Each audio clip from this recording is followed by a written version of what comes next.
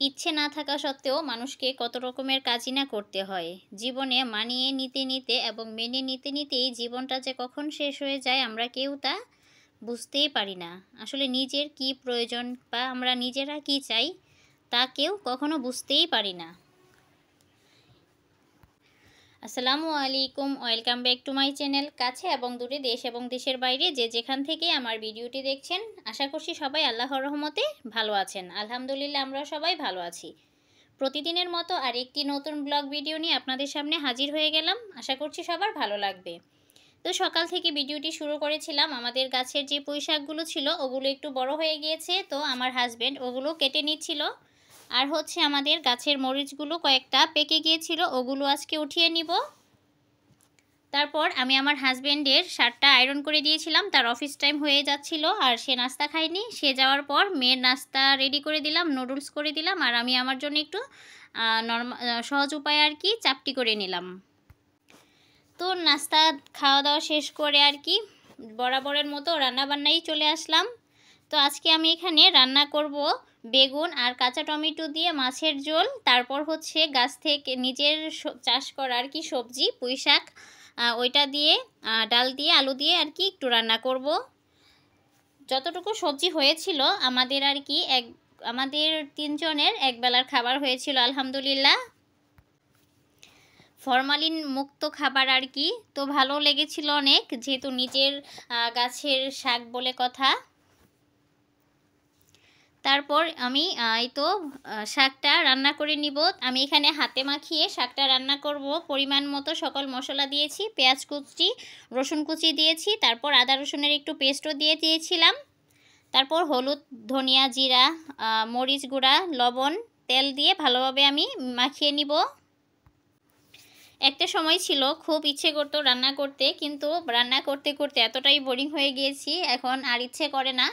কি আর করার, ইচ্ছে না করলেও রান্না তো করতেই হবে, অন্তত খাওয়ার জন্যে হলেও আর বাঁচার জন্য হলেও রান্না করতে হবে আর কি। এই তো আমি এখানে পেঁয়াজ মরিচগুলো ভালোভাবে মাখিয়ে নিয়ে তারপর এখানে আলু আর ডালগুলো দিয়ে একটু ভালোভাবে মেখে নিচ্ছি। মেখে সামান্য পরিমাণ পানি দিয়ে আমি একটু চুলায় বসিয়ে দিব যেন একটু সিদ্ধ হয়ে যায়। যেহেতু আলুটা সিদ্ধ হতে একটু সময় লাগে, সেজন্য আমি আলু আর ডালটাকে আগে বসিয়ে দিয়েছি। মানুষের মনে হয় বয়স বাড়ার সাথে সাথে রুচিবোধেরও খুব চেঞ্জ হয়। একটা সময় ছিল যে খাবারগুলো কখনোই খেতাম না কিংবা পছন্দ করতাম না, দেখলেই কেমন লাগতো, আর এখন ওই খাবারগুলো এত মনে চায় যে মানে খুব শখ করে খেতে ইচ্ছে করে আর কি। এটাই বলে মনে হয় বয়স হয়ে গিয়েছে আর কি।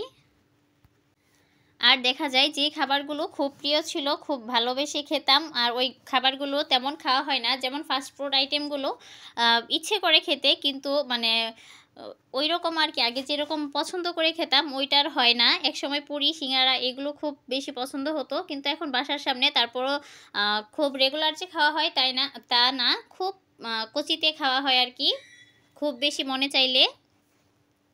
এই তো আমার পুঁই শাকের তরকারিটাও রান্না হয়ে গিয়েছে। তারপর পাশের চুলায় এখানে আমার বেগুনের তরকারিটাও রান্না হয়ে গিয়েছে। পুঁই শাকটাকে আমি অন্য একটা বাটিতে ট্রান্সফার করে নিচ্ছি। এই তো ছিল আমার পুঁই শাক রান্না। পুঁই শাকের পরিমাণ অল্পই ছিল আর কি, তারপরও সব কিছু মিলিয়ে আর কি ব্যালেন্স হয়ে গিয়েছে। তো দুপুরে খাওয়া দাওয়ার পর আমরা একটু ঘুমিয়েছিলাম। ঘুম থেকে ওঠার পর কেমন জানি ভালো লাগছিল না, ইচ্ছে করছিল একটু বাইরে যেতে। তো বাচ্চাদেরকে নিয়ে একটু মন ভালো করার জন্য বাইরে গেলাম।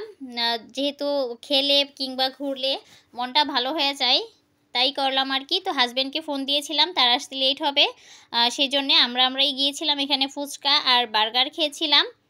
তারপর বাসায় চলে আসলাম, বেশিক্ষণ দেরি করিনি। আর আমার মেয়েদেরকে এখন আর কোলে নিয়ে ওঠানামা করতে হয় না, নিজে নিজে আলহামদুলিল্লাহ পেরে যায় এই কাজটা। সম্পূর্ণ সিঁড়ি সে নিজে নিজেই একা একা উঠে এসেছে। তারপর বাসায় এসে কিছুক্ষণ রেস্ট করে আমি এখানে কয়েকটা রুটি বানিয়ে নিব আজকে। অনেক দিন যাবৎ নিজের হাতে রুটি বানানো, রুটি খাওয়া হয় না আর কি, বাইরে থেকেই খাওয়া হয়।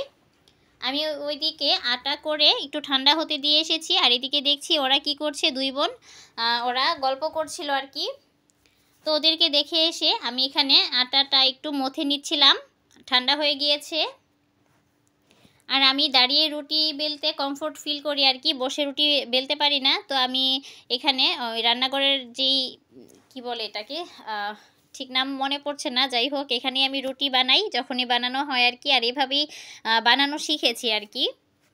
তো আমি রুটিগুলো বানিয়ে নিচ্ছি, রুটি বানাবো আর কয়েকটা পরোটা বানাবো। তারপর এগুলোকে আমি হালকা করে একটু ভেজে ফ্রিজে রেখে দিব। তো ওইদিকে আমি রুটি বানাচ্ছিলাম, আর এদিকে দেখছি ওনারা কি করছে। ওরা আবার একটু আটাও নিয়ে আসছিল, এখানে রুটিও বানিয়েছে, আবার এই যে পাউডার দিয়ে দুই বোন কি করেছে দেখেন, কি একটা অবস্থা। বাচ্চাদেরকে চোখের আড়াল করা যায় না। ওরা মানে পাউডার সুন্দরী হয়ে গিয়েছে এক একজন আর কি। তারপর মাইরও দিয়েছিলাম অবশ্য। এরপরে যেহেতু আমি খুবই টায়ার্ড ছিলাম, তারপরও আমার এরকম কাজ বাড়িয়ে দিয়েছে। তারপরেই তো আমি রুটিগুলো সেঁকে নিয়েছি। তো আমার আজকের ভিডিওটি এখানেই শেষ করছি। যদি ভালো লেগে থাকে লাইক কমেন্ট শেয়ার করে চ্যানেলটির পাশেই থাকতে পারবেন, আমাদের জন্য দোয়া করবেন। আসসালামু আলাইকুম।